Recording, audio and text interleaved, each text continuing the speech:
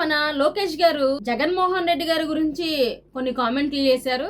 Sir, Jaganmohan Reddy గారి గురించి తర్వాత మాట్లాడదాం. మీకు 2006 కి 2026 కి డిఫరెన్స్ తెలుసా సార్? 2006 కి 2026 కి మీకు డిఫరెన్స్ తెలుసా సార్? తెలిసి తెలియకుండా రాశారో, తెలిసి రాశారో అర్థం కాక ఈ రాష్ట్ర ప్రజలు పండగ చేసుకున్నారు. మన విద్యాశాఖ మంత్రి ఎంత అమోఘంగా ఉన్నాడే, ఒక చిన్న డేట్ కూడా సరిగ్గా రాయలేకపోయాడు అని ఈ రాష్ట్ర ప్రజలు యూట్యూబ్ ని 10 సార్లు చెక్ చేసి వాళ్ళు ఈ రాష్ట్ర ప్రజలు పండగ చేశారు.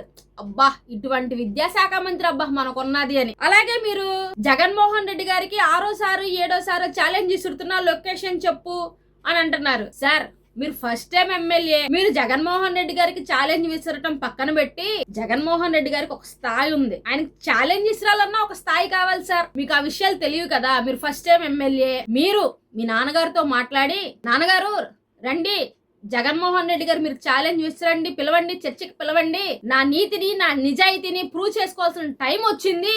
ఈ రాష్ట్రంలో ప్రజలు కూడా చూడాలనుకుంటున్నారు నేను ఎంత నిజాయితీ పరుణ్ణి, నేనెంత ధైర్యం కలిగినోడిని, నేనెంత నీతి నిజాయితీగా డిఎస్సి ఎగ్జామ్ కండక్ట్ చేసి అభ్యర్థుల్ని మరి ఏ విధంగా రిక్రూట్మెంట్ చేశానన్న ప్రక్రియను వివరిద్దాం. మీరు పిలవండి జగన్మోహన్ రెడ్డి గారిని, మీ నాన్నగారికి చెప్పి పిలవండి సార్. ఖచ్చితంగా జగన్మోహన్ రెడ్డి గారు చర్చకి ఎప్పుడు సిద్ధమే. మీరు ప్లేస్, టైం, డేట్, లొకేషన్ ఏది చెప్పినా మీరు మీ నాన్నగారితో చెప్పించండి చాలు. ఏ డేట్ కి రావాలి, ఏ టైం కి రావాలి, ఎక్కడికి రావాలి అనేది ఈ రాష్ట్ర ముఖ్యమంత్రి అయిన మీ నాన్నగారితో చెప్పించండి చాలు. ఎందుకంటే మీ నీతిని నిజాయితీని ప్రూవ్ చేయాల్సిన బాధ్యత ఒక తండ్రికి కూడా ఉంటది కదా, అలాగే ఈ రాష్ట్ర ముఖ్యమంత్రికి కూడా ఉండిద్ది.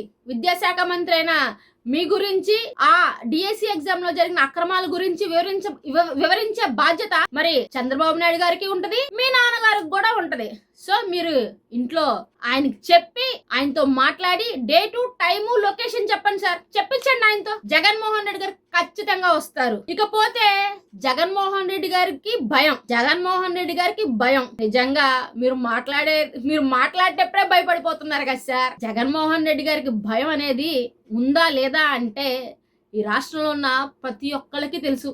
తన తండ్రి చనిపోయిన తర్వాత ఆయన మీద ఎన్ని అక్రమ కేసులు పెట్టారు, 16 నెలలు ఆయన ఏ విధంగా జైల్లో ఉంచారు. ఆయన చూడని కష్టాలు కాదు సార్. అయినా సరే ఎక్కడ తన ధైర్యాన్ని గాని, తన మనోధైర్యాన్ని గాని, తన వ్యక్తిత్వాన్ని గాని ఎక్కడ రాజీ పడకుండా ఒంటరిగా 16 నెలలు జైలు శిక్ష అనుభవించి కూడా ప్రజల చెంతకు వచ్చి నేను ఉన్నాను, నేను విన్నాను అని చెప్పి ఎలక్షన్ లో సింగిల్ గా తన రాజకీయ ప్రస్థానం అంతా సింగిల్ గానే జరిగింది. బయటికి వచ్చి ప్రజల పైన దేవుడు ఉన్నాడు, కింద ప్రజలు ఉన్నారు అని చెప్పి తన పోరాటాన్ని, తన తెగింపుని, తన ధైర్యాన్ని రాష్ట్ర ప్రజలకి చూపించిన ఏకైక లీడర్ శ్రీ వైఎస్ జగన్మోహన్ రెడ్డి గారు. మీకు తెలియదు కదా, ఆయన రాజకీయ ప్రస్థానం స్టార్ట్ అయినప్పుడు మీరు ఎక్కడున్నారో కూడా మాకైతే ఐడియా లేదు. యాజ్ ఏ విద్యాశాఖ మంత్రిగా, కామన్ మ్యాన్ గా అడుగుతున్నాను సార్.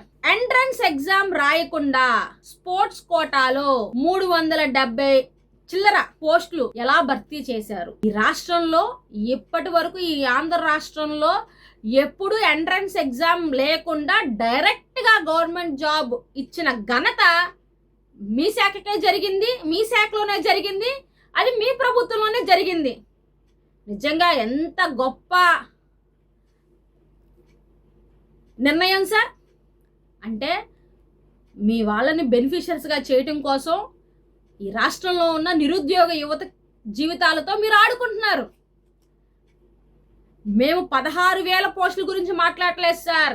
స్పోర్ట్స్ కోటాలో ఎవరైతే ఎగ్జామ్ రాయకుండా రిక్రూట్మెంట్ అయ్యి గవర్నమెంట్ జాబ్ పొందారో వారి గురించి మాత్రమే మేము మాట్లాడుతున్నాం.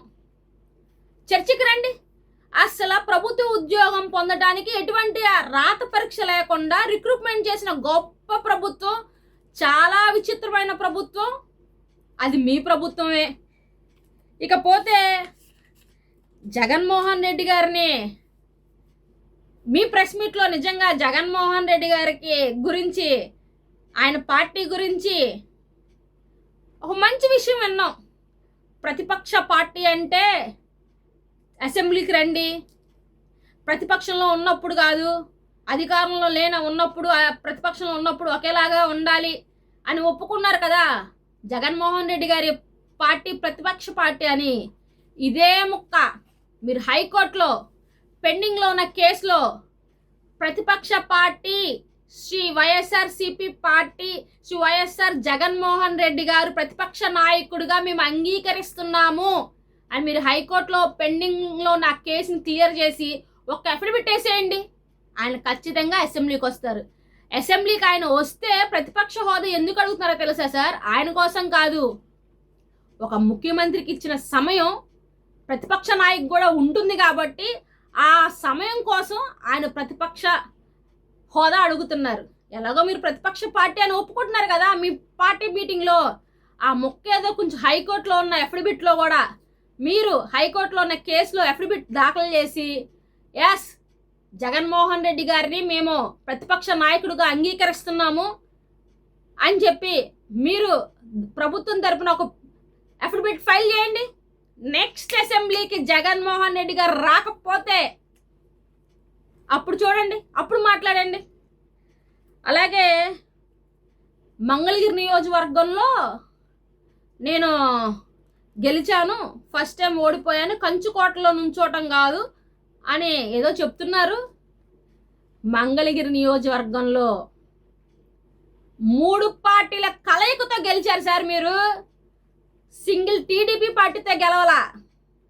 సో 3 పార్టీల కలయికతో వచ్చి గెలిచి మీరు సత్తా, ధైర్యం, మెజారిటీ అనే పెద్ద పెద్ద మాటలు మాట్లాడుతున్నారు సార్.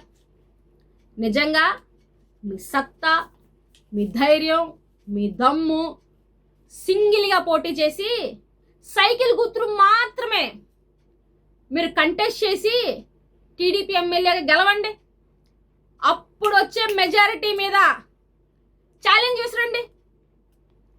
ఖచ్చితంగా వైఎస్ఆర్సీపీ ప్రతి కార్యకర్త అరే నిజంగా లోకేష్ సిన్సియర్గా గెలిచాడ్రా అని చెప్తారు.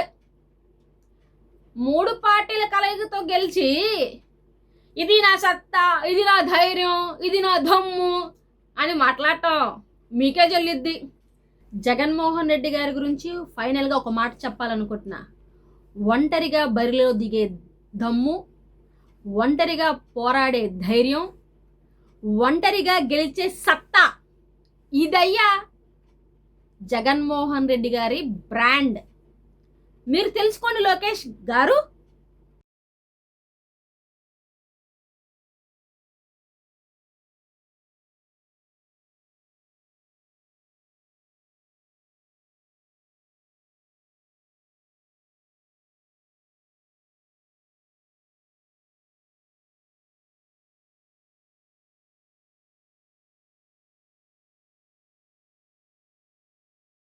అప్పుడు